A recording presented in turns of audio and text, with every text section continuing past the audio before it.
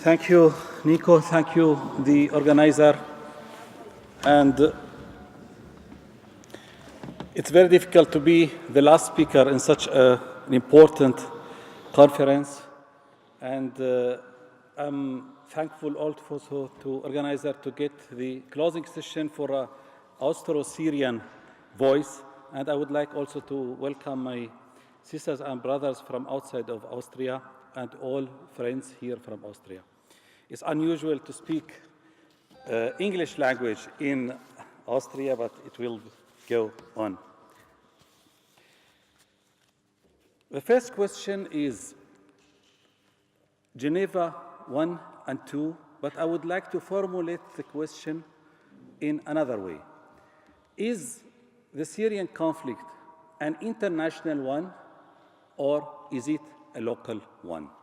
It started, as has been said, as a conflict in the region, but it was very soon a world war on Syrian area. The Cold War, we know it, between Russia and America was a hot one in our country. The Cold War between Saudi Arabia and Iran was a hot war in Syria. The Cold War between Western world, so-called, and terrorism and Al-Qaeda, we have it now in Syria.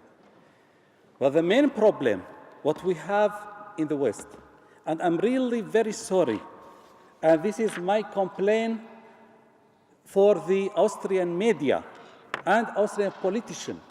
We were speaking 2 days about Syria, and everybody, when I meet any person here in Austria, asked me, give us some information. We don't have details.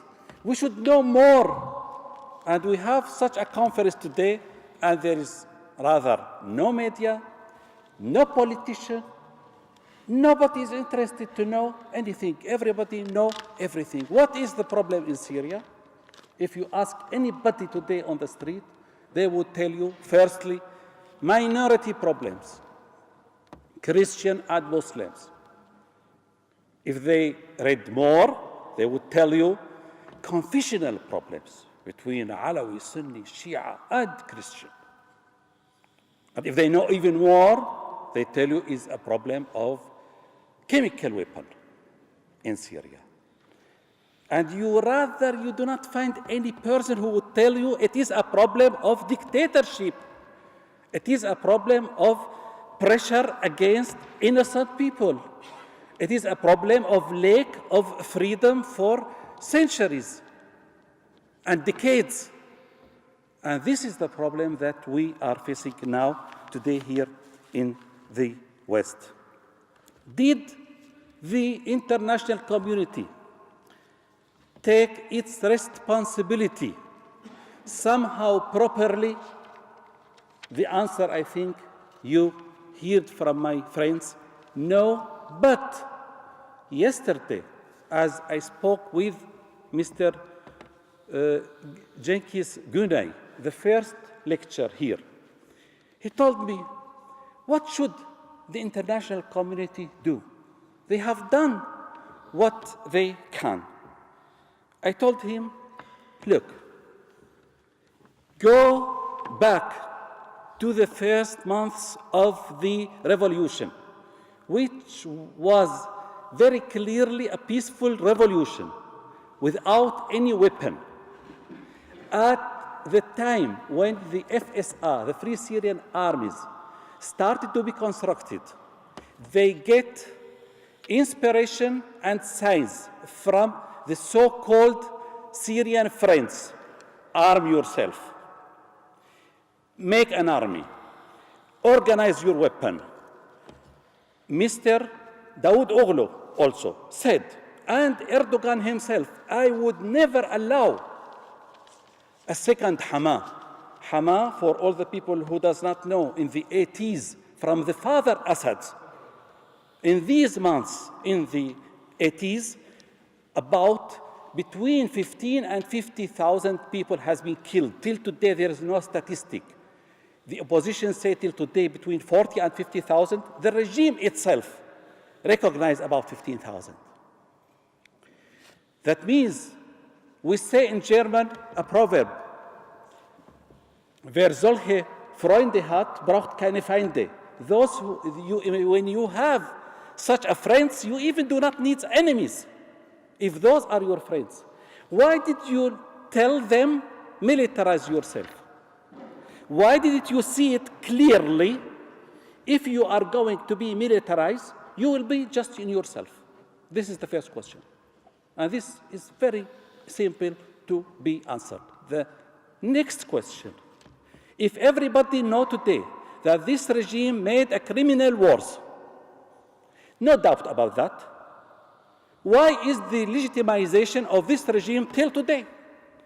In the Libya war, 2 weeks after the starting of the Libya revolution, the flag of the Libyan revolution was in the UN, was everywhere in the world. Where is the official voice of Libya? Why the representative of this regime are everywhere as diplomats in the world, legitimized 100%. Next point. As the discussion of chemical weapon was, and the discussion that Syria is going to be bombed from the US, and I was against that, to be clear. I'm always against intervention from outside, and I was one of the activists, the people in this room know, against the Iraq war, and we organized thousands of people against this war. But Mr. Kerry said, if Bashar Assad allow us to destroy the chemical weapon, then we will not bomb Syria. And I asked my friends, even in the US embassy, and what was against Mr. Kerry to say just one sentence, and humanitarian corridors for those people who need food and medicine.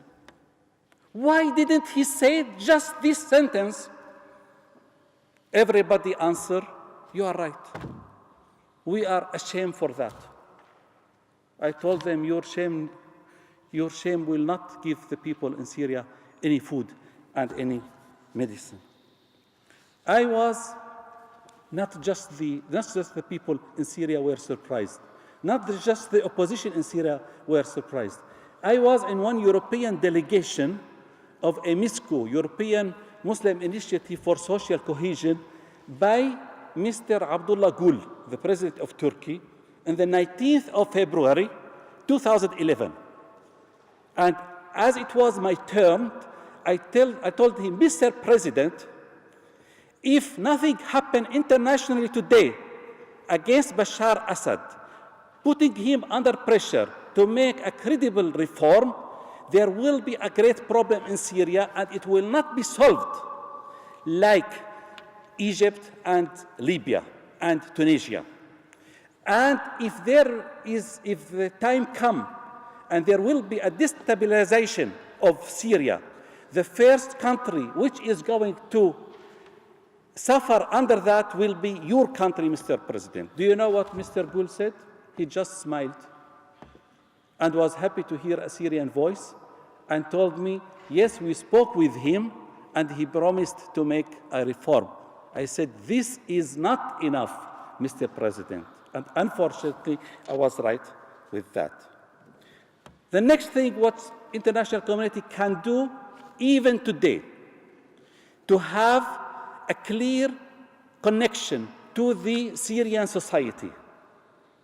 Even the Austrian Ministry of External Affairs asked me, what can we do as Austria, as a small country? I said, go and speak with the artists in Syria, with the trade unionists in Syria, with intellectuals, with preachers, with imams in Syria, and I can give you names. They told me, can you give me names? Of course.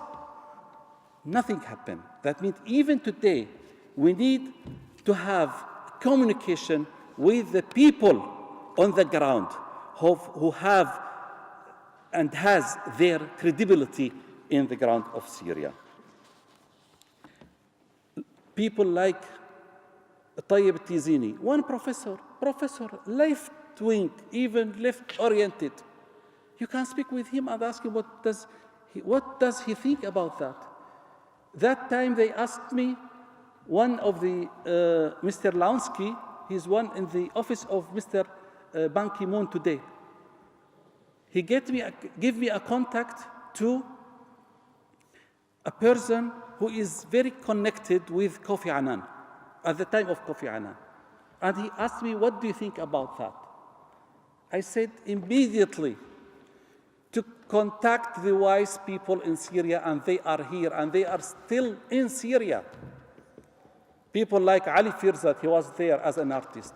People like Sheikh Osama al-Rifa'i, one of the main scholars in Syria, who has been beaten from the people on the door of his mosque.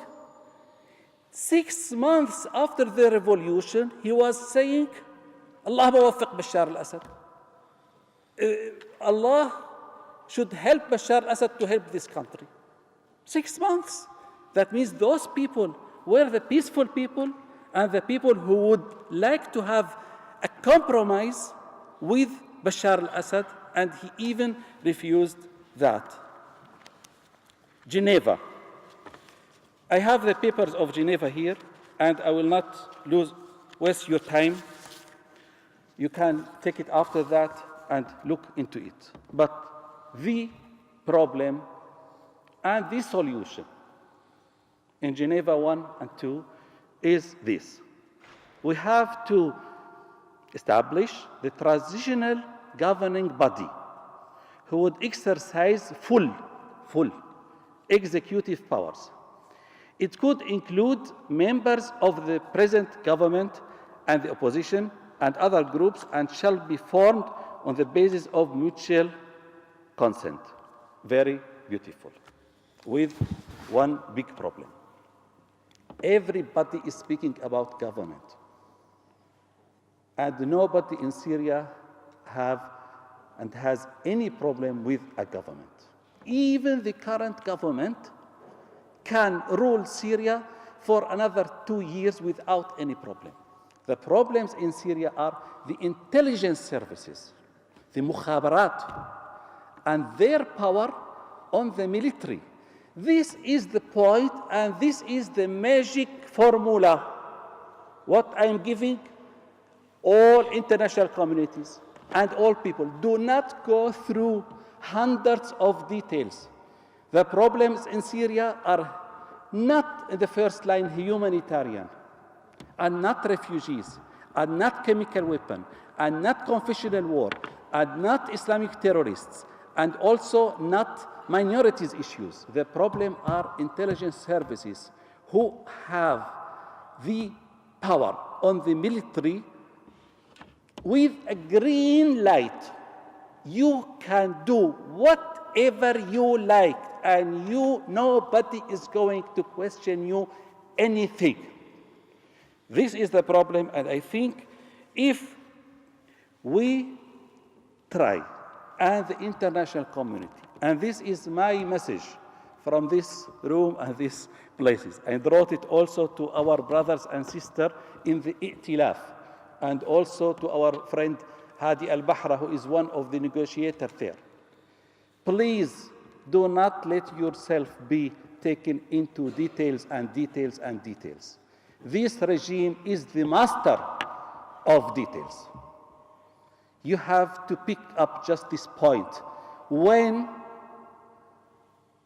the intelligence services and the military power will be reduced or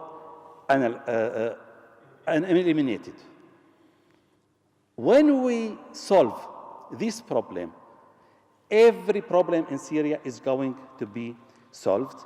And in these words, I think I will stop to have the possibility also to give our friends the possibility to answer your questions. If there is anything concerning Austrian perspective or European perspective, I can ask, I would like to answer, finally, the role of the Syrian people outside of Syria was very important.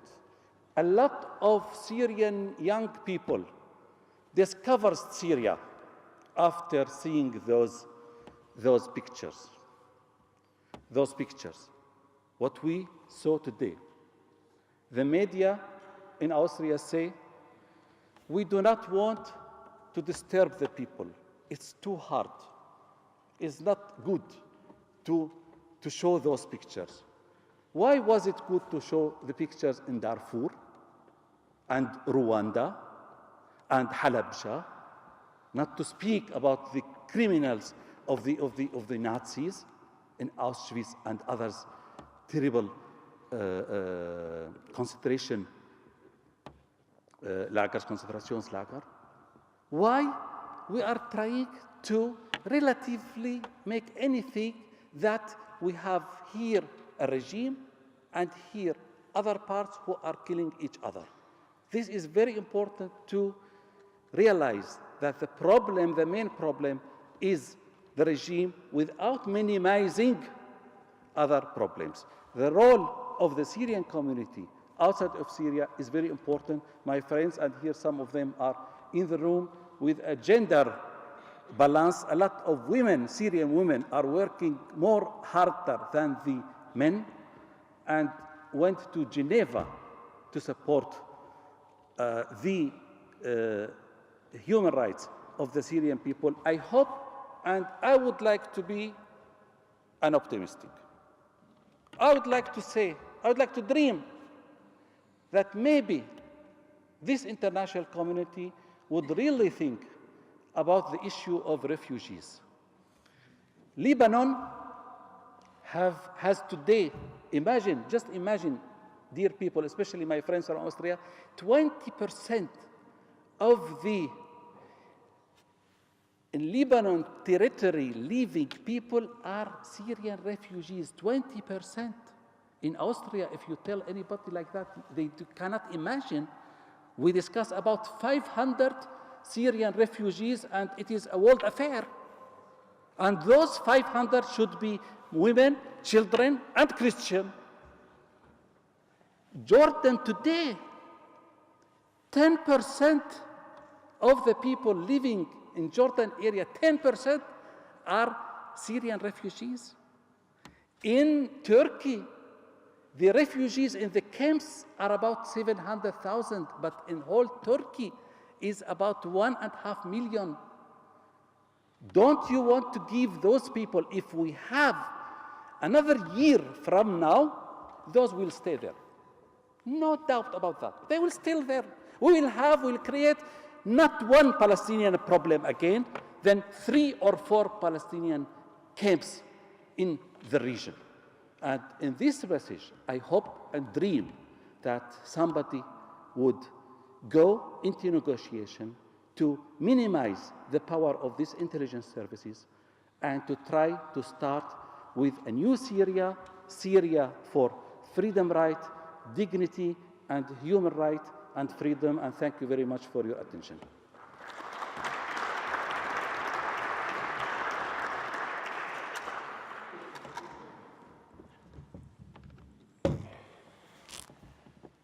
We can take a very few questions now, but we have panel discussions with all speakers where we can come back, and that panel discussion will be first among the panelists.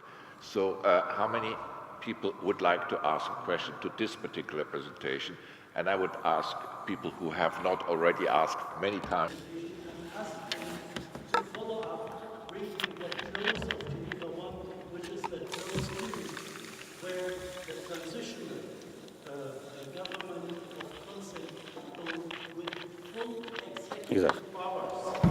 And this made the question, President Bashar on state or outside the state, irrelevant, because when you have the full executive power, then you will have the power also in the security services forces. Exactly. The word executive, we understand it as including the intelligence services and military. The regimes say executive is governance.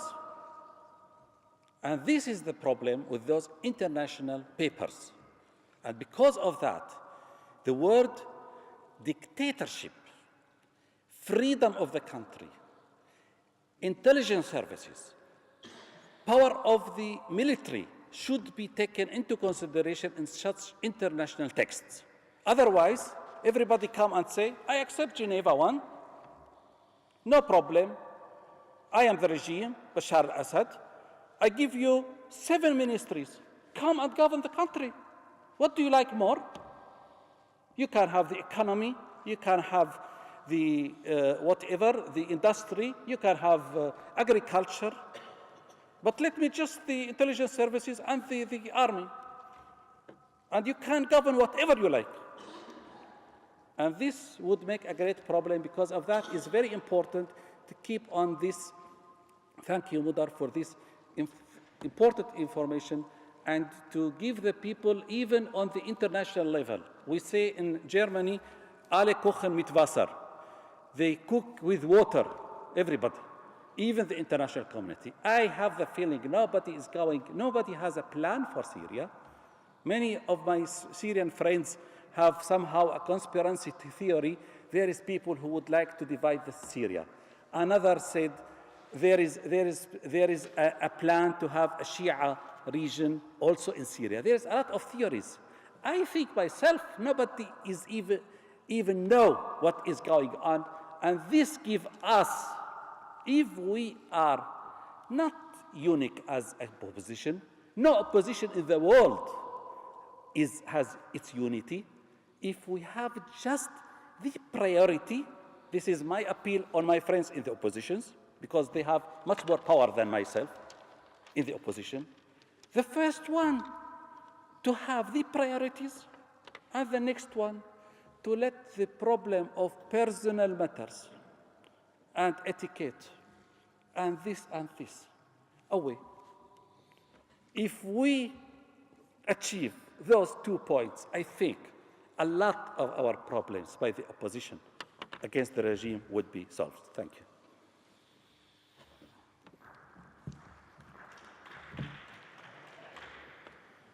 Given the fact that we are behind schedule, we will skip the break, and I would like to invite the previous 2 speakers to join the panels. 3 speakers. And then 3 speakers. Bitte, Dr. Waleed.